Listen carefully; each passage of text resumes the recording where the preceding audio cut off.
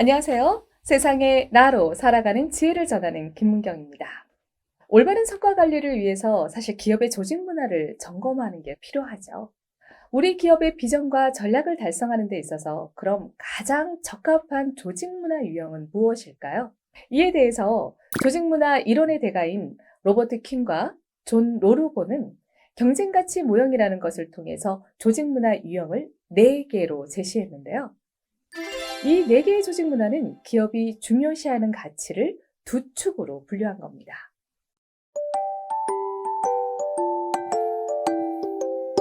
첫 번째 축은 유연성, 자율성, 그리고 통제성, 안전성입니다. 즉, 기업을 운영하는 데 있어서 자율적이고 유연한 것을 더 중요하게 생각하는지, 아니면 통제에 따른 안정성을 더 중요하게 생각하는지를 묻는 겁니다. 두 번째 축은요, 내부 지향성과 외부 지향성입니다. 조직의 내부적 통합과 외부적인 평가, 그 둘 중에 어떤 것을 더 중요하게 생각하는지를 평가하는 거죠.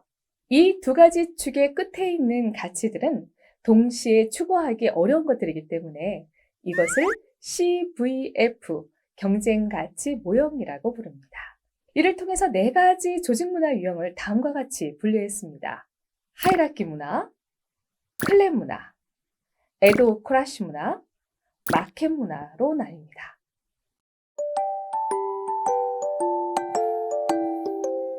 그럼 첫 번째인 하이라키 문화를 말씀드릴게요. 우선 1900년대 초반에 하이라키 문화가 등장했습니다. 독일의 사회학자 막스 베버가 유럽 정부 조직들을 연구하면서 관료주의제의 개념을 만들어냈는데요. 이 시기에는 수요가 공급보다 훨씬 컸고 또 기업에서 생산성을 강조하던 때였습니다. 컨베이어 벨트를 떠올리면 이해하기 쉽습니다.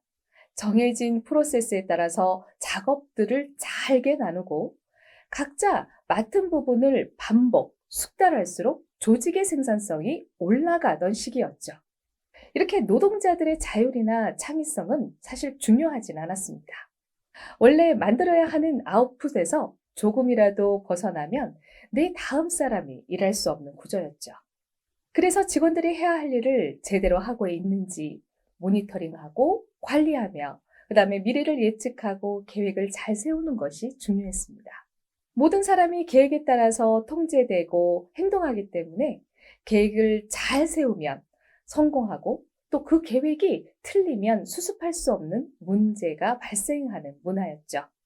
지금도 공장을 가진 제조업이나 여러 매장을 균실하게 운영하고 있는 유통, 외식, 그리고 패션 등의 산업은 사실 프로세스와 분업, 이런 전문화를 강조하는 하이라키 문화가 많습니다. 이 문화의 가장 큰 장점은 사실 생산성과 성장 속도입니다. 효과적인 프로세스만 정리되면 복사해서 붙여 넣듯이 성장할 수 있죠. 또 하나, 예측 가능성도 장점이라고 할 수 있습니다.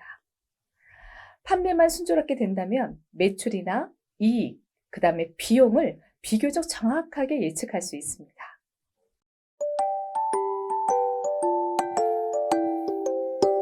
네, 1960년대 들어서면요, 마켓 문화가 등장합니다.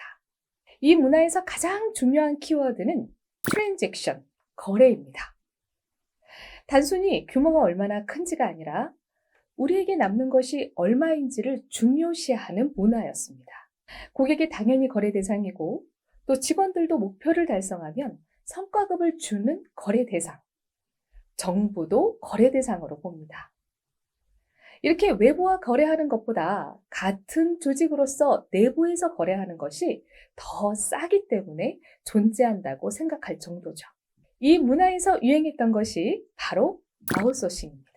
조직이 어떤 일이 필요한데 직원을 직접 뽑아서 우리가 직접 하는 것이 싼지, 아니면 이 일을 해줄 외부 업체에 맡기는 것이 싼지를 따져보고 외부가 더 싸다면 외부에 맡기는 것이 낫겠죠. 그것이 바로 아웃소싱입니다. 이렇게 거래와 이익에 치중하기 때문에 크게 2가지 방향성이 나타납니다. 하나는요, 고객에게 집착하는 것인데요. 이익을 남기려면 철저하게 무엇을 원하는지 파고들어서 거기 조직의 모든 것을 맞출 수밖에 없죠. 또 하나는 경쟁에 집착하는 겁니다. 이 산업에서 압도적인 1등이 되면 경쟁사에 비해 훨씬 더 많은 이익을 남길 수 있잖아요. 그래서 경쟁사가 어떤 움직임을 보이는지 굉장히 민감하고 때로는 고객 만족보다는 경쟁사를 이기는데 훨씬 집착하는 모습을 보이기도 합니다. 예를 들면 고객 만족을 엄청 강조하는 아마존이 전자의 대표적인 회사라고 할 수 있죠.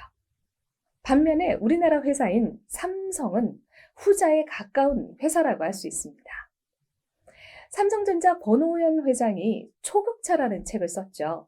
책의 제목의 의미 자체가 바로 경쟁사가 따라올 수 없는 격차를 벌이겠다라는 뜻이잖아요. 여기서 볼 수 있듯이 삼성의 경영 철학을 잘 보여주는 단어라고 할 수 있습니다. 또 마켓 문화 하면 잭 웰치 시절의 지위를 언급하지 않을 수 없죠. 잭 웰치가 최고 경영자가 되고 난 후 한 일이 170여 개에 달하던 사업부를 사실 정리한 것인데요. 그들이 속한 시장에서 3등 안에 들 가능성이 없으면 매각하거나 아니면 통합하거나 아니면 아예 접었죠. 이렇게 마켓 문화는 시장 점유율을 중요시합니다. 그리고 그 잭 웰치는 상대 평가를 도입해서요. 직원들끼리도 경쟁을 시켜가지고 하위 10%를 내보냈죠. 마켓 문화는 조직의 관심이 외부 시장이나 경쟁사, 그리고 고객에 향해 있기 때문에 내부 직원의 만족도나 성장은 사실 상대적으로 우선순위에서 처지게 됩니다.